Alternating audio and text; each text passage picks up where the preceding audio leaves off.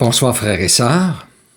J'espère que vous êtes encouragés, affermis, même si tout ne va pas comme on voudrait autour de nous. Bien, le Seigneur ne change pas, lui de son côté, et il est toujours fidèle.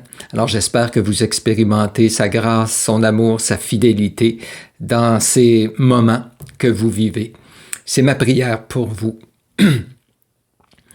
Ce soir, j'aimerais partager avec vous un verset qui m'a encouragé, frappé dernièrement en relisant dans les psaumes, le psaume 9 qu'on connaît parce qu'on le chante, psaume 9, 1, « Je louerai l'Éternel de tout mon cœur. Je raconterai toutes tes merveilles. Je ferai de toi le sujet de ma joie et de mon allégresse. Je chanterai ton nom. » Ce verset-là m'a frappé parce que David, c'est un peu comme s'il s'engageait pour l'avenir à louer Dieu. Il dit « Je louerai l'Éternel ». Il prend la décision.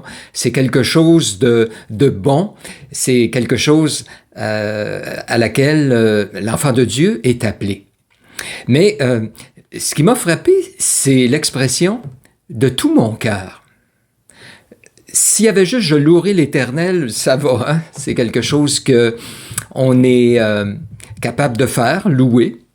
Mais quand on ajoute l'expression « de tout mon cœur », ça prend une autre dimension, une autre tournure. Est-ce qu'on peut dire la même chose que David?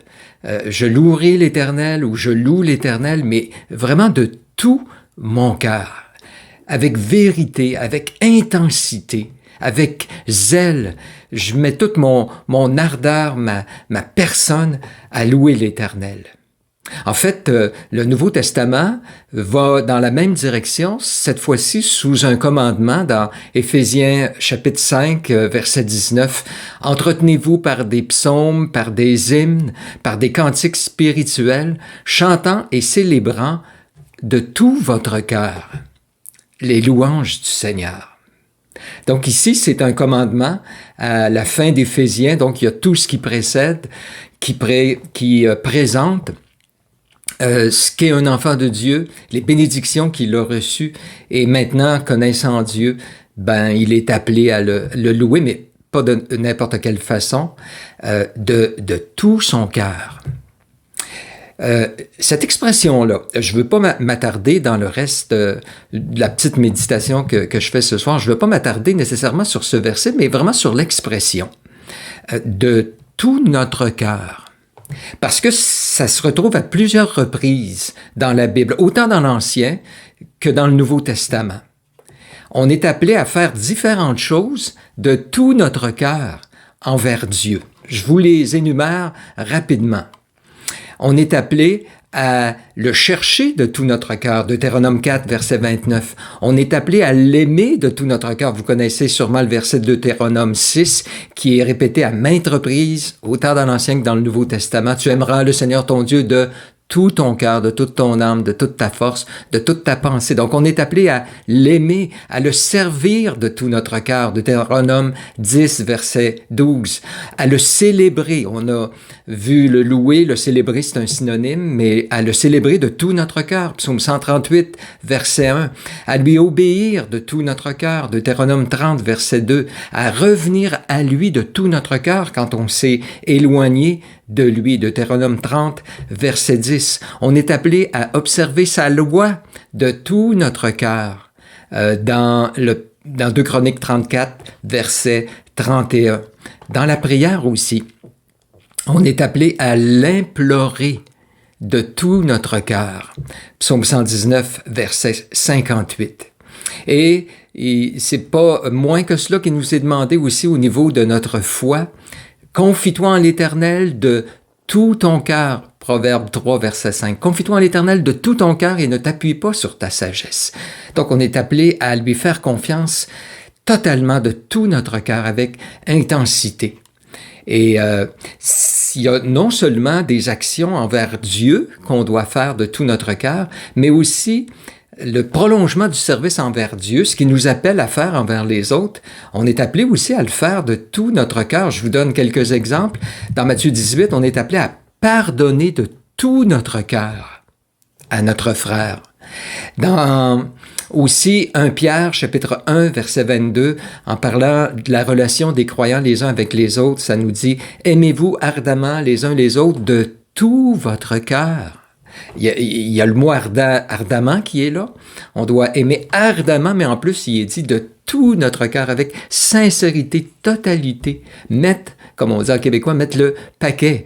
Colossiens 3, verset 23, en fait, ça résume « Tout ce que vous faites, faites-le de bon cœur. » Pas comme pour les hommes, mais vraiment pour le Seigneur. Et c'est intéressant parce que c'est adressé à des esclaves dans le contexte. C'était pas facile nécessairement pour eux, mais ils doivent, tout ce qu'ils font, même envers leurs maîtres qui sont quelquefois désagréables, ils doivent le faire avec tout leur cœur pour le Seigneur. Imaginez.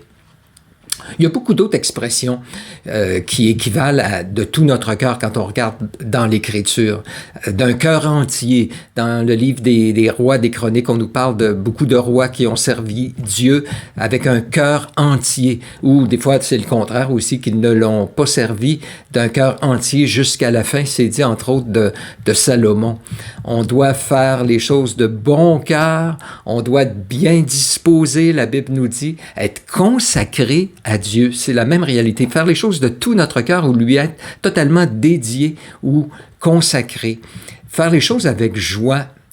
Faire ce que Dieu nous demande volontairement de notre plein gré. C'est un peu un synonyme aussi de tout notre cœur. De ne pas faire les choses machinalement, en d'autres mots.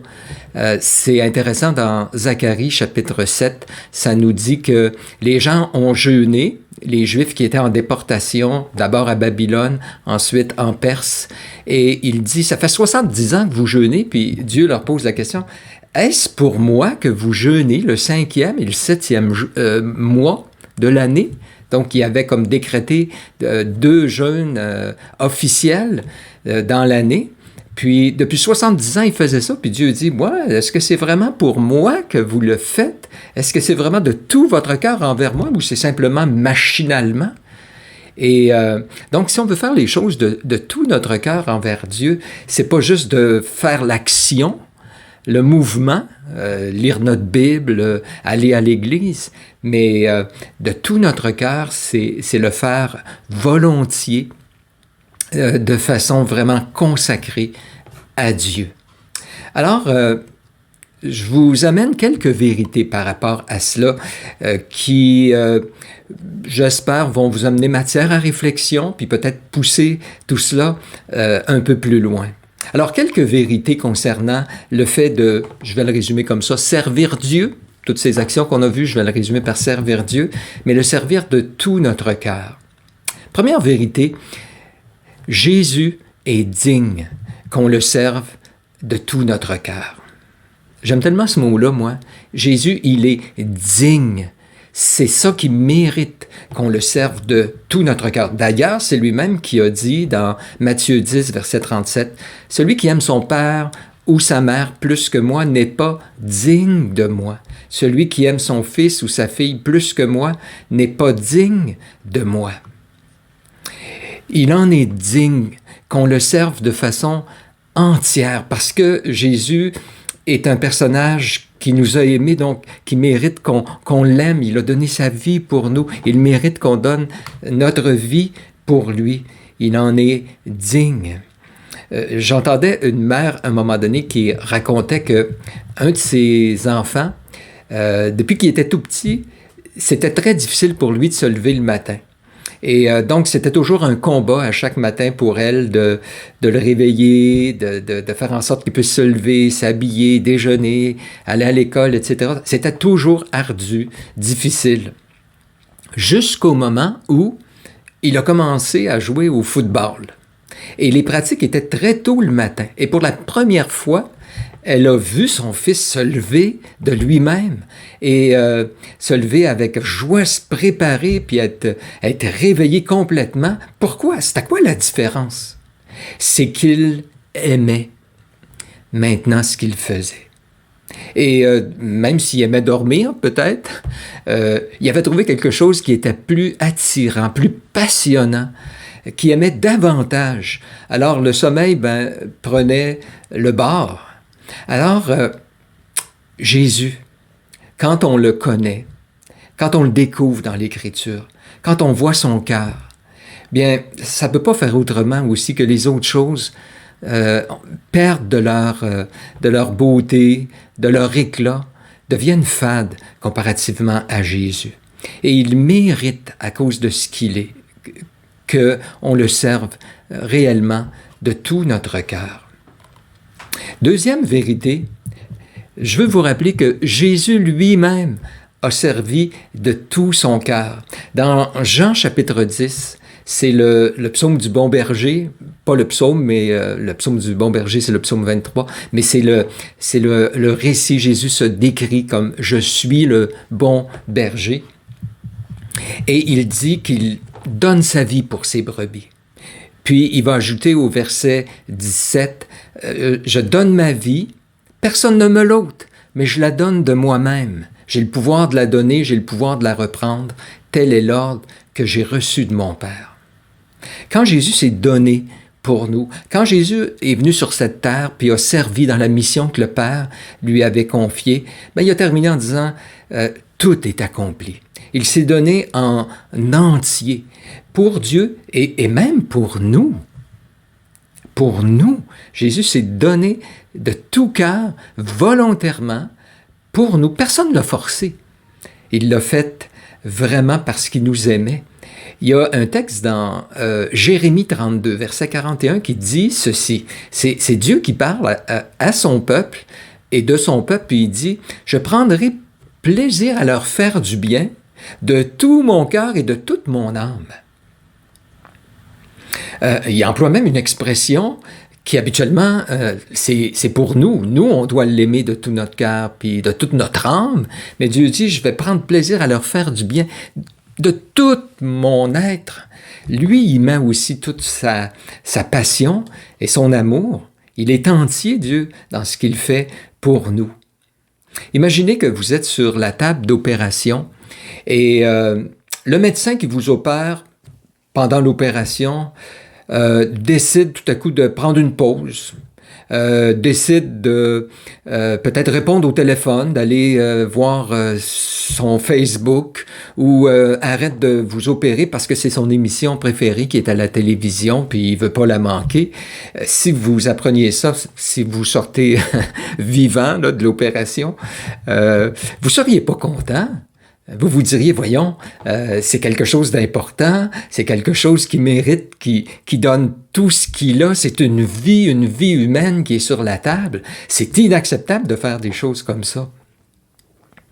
Bien, Jésus, là, l'image est bien imparfaite d'un médecin. Jésus, lui, s'est donné en entier.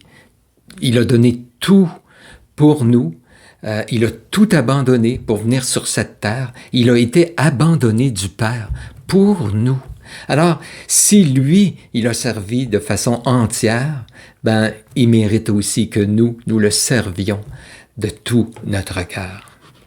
Troisième vérité, c'est important qu'on serve Dieu de tout notre cœur. Pourquoi?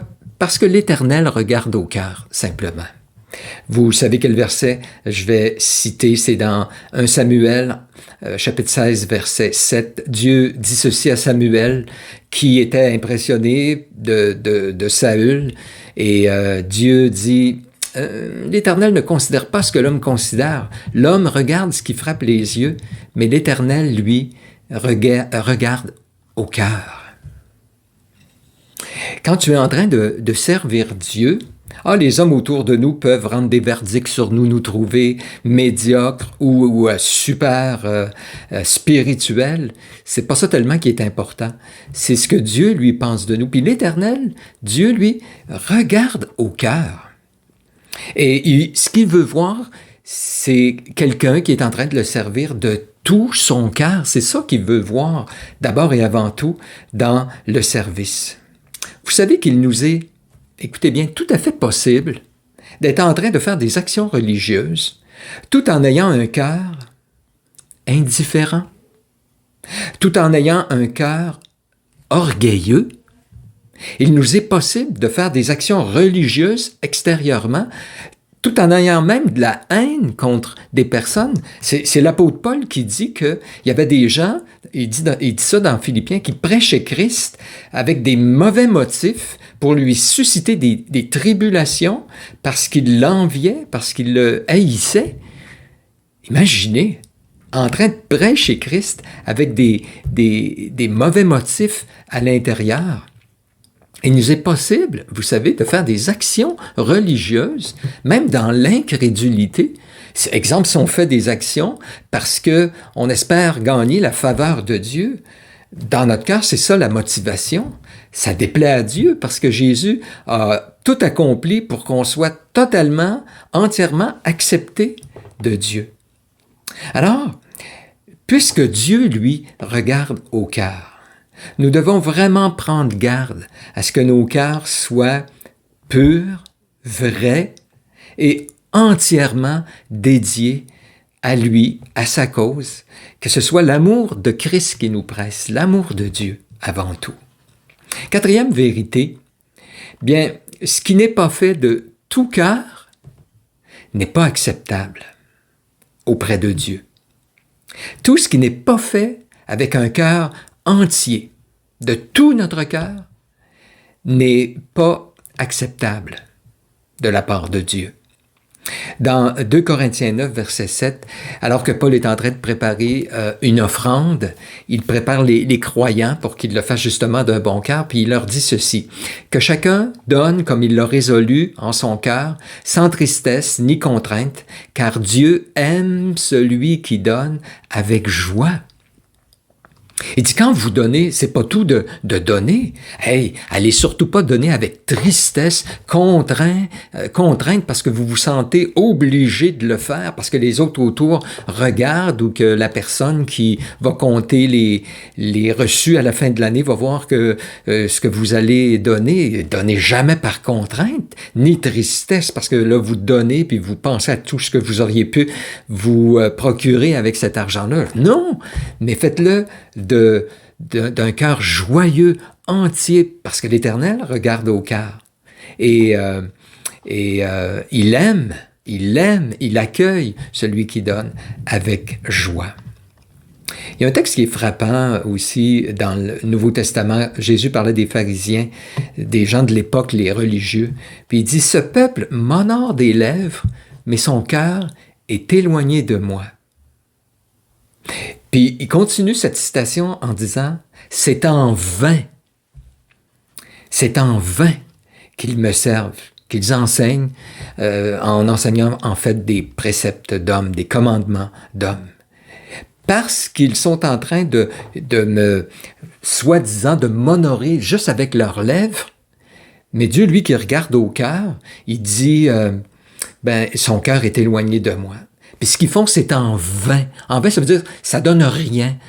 Je ne l'agrée pas, je le reçois pas, je l'accepte pas. Dieu nous dit. C'est pourquoi dans l'Écriture, c'est très important que ce qu'on est en train de faire, on puisse le faire de tout cœur, puis vraiment volontairement et avec joie.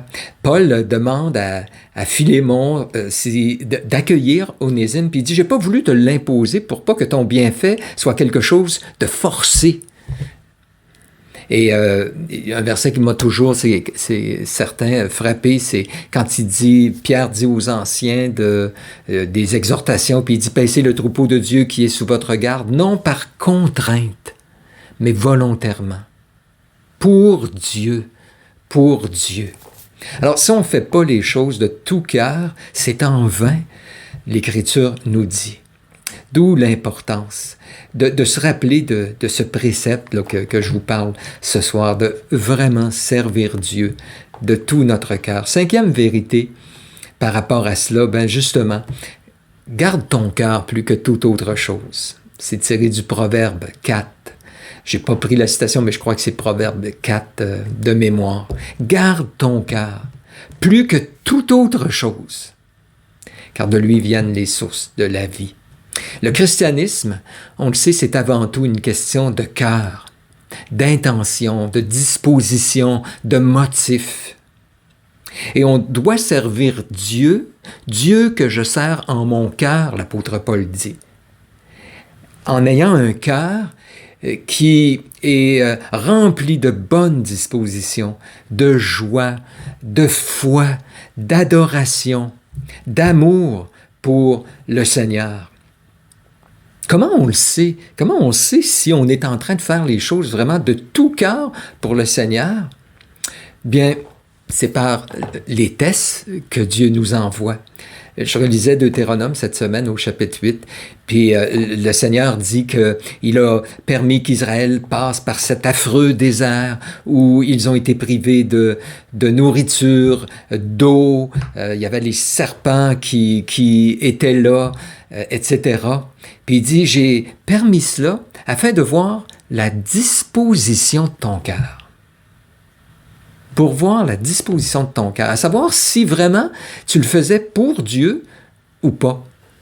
Et c'est clair que quand le peuple est sorti d'Égypte, wow, après les plaies d'Égypte, ils sont sortis à main forte, à bras forts, main étendue, ou en tout cas, ils sont sortis avec la puissance de Dieu. On va finir par dire quelque chose. Mais tout allait bien. Mais jusqu'à ce qu'ils se retrouvent dans le désert avec l'épreuve. Et là, les dispositions du cœur ont apparu. Ils se sont mis à murmurer, vouloir retourner en Égypte, se mettre à critiquer, chialer après les leaders, etc. Dieu a permis par ce moyen-là qu'ils voient, eux, Dieu connaissait leur cœur, mais qu'eux voient les dispositions de leur cœur.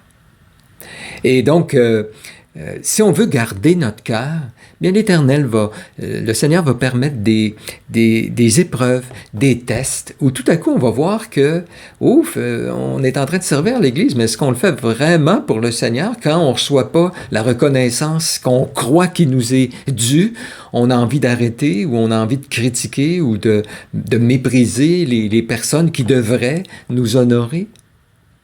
Lorsqu'on est en train de servir, puis là, tout à coup, on se rend compte qu'on est en train de raconter nos exploits parce qu'on a évangélisé, on a parlé à telle personne, puis on aime ça le raconter pour que les autres autour de nous le sachent. Et Dieu ramène ça à notre pensée parce que les gens, finalement, ils trouvent pas ça si merveilleux que ça. On sera attendu à ce qu'ils nous trouvent vraiment très spirituels, puis ils le font pas, ou les tests vont démontrer vraiment c'est quoi la disposition de notre cœur.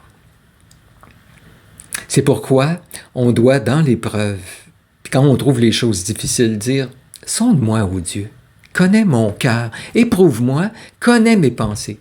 Regarde si je suis sur une mauvaise voie, même si je suis en train de faire les choses extérieures, je peux être sur qui sont des choses que Dieu commande, je peux être sur une mauvaise voie parce que mon cœur n'est pas droit devant Dieu. » Alors, en conclusion, peut-être juste se poser la question, qu'est-ce que je fais quand je me rends compte que je ne suis pas en train de servir le Seigneur vraiment de tout mon cœur, avec une bonne disposition? Bien, je dirais premièrement, confesse, dis-le au Seigneur, c'est mal. C'est la chose primaire à laquelle il nous appelle. Et je peux lui dire, Seigneur, là, ces temps-ci, je suis pas tout entier à toi. Je me sens tiède spirituellement. Il y a des choses qui m'attirent plus que toi ces temps-ci. J'ai plus tellement le goût de lire ta parole. Ma vie de prière est terne, Seigneur. Je suis pas en train de te servir de tout mon cœur. Veux-tu me pardonner, Seigneur? Et veux-tu venir travailler? J'ai besoin d'être renouvelé. Donc oui, on confesse, on crie à lui. C'est ça qui est merveilleux, c'est que le Seigneur, lui, il est un expert cardiologue. Il travaille au niveau des cœurs avec le stéthoscope de sa parole, de son Saint-Esprit. Il est capable de venir sonder nos cœurs, nous montrer qu'est-ce qu'il veut changer, et il travaille au niveau du cœur pour le renouveler, le changer, créer en nous le vouloir et le faire, mettre des bonnes dispositions dans notre cœur. Mais on lui dit, il dit, vous allez me trouver si vous me cherchez de tout votre cœur. Alors on veut le chercher puis lui demander, viens justement Seigneur, transformer mon cœur. Et prenons les actions qui sont nécessaires pour avoir un cœur entier à Dieu. C'est-à-dire que on va être entier à lui parce qu'il en est digne lorsqu'on va le découvrir justement au travers de sa parole. Alors en lisant, en écoutant sa parole prêchée, en lisant des livres sur la personne de Dieu, en le découvrant, le connaissant, on va l'aimer et lui obéir. Donc, en le connaissant comme ça, on va être transformé, puis ça va nous emmener vraiment par son esprit en nous, à le servir de tout notre cœur. Alors que Dieu nous donne, par sa grâce, parce qu'il en est digne, de le servir de tout notre cœur. Prions. Bien, Seigneur, merci pour ta parole. Seigneur, merci du Dieu que tu es. Quand tu nous appelles à faire quelque chose, il y a toujours une raison derrière, il y a un rationnel derrière. Et si tu nous appelles à te servir de tout notre cœur, bien c'est justement comme on l'a vu, parce que tu en es digne. Mais des fois, nous, on n'en est pas toujours conscient. Des fois, on perd de vue ta beauté, ta gloire, ta dignité. Restaure notre vision de toi, Seigneur. Rallume notre amour pour toi. Crée un zèle nouveau à la hauteur de ta dignité.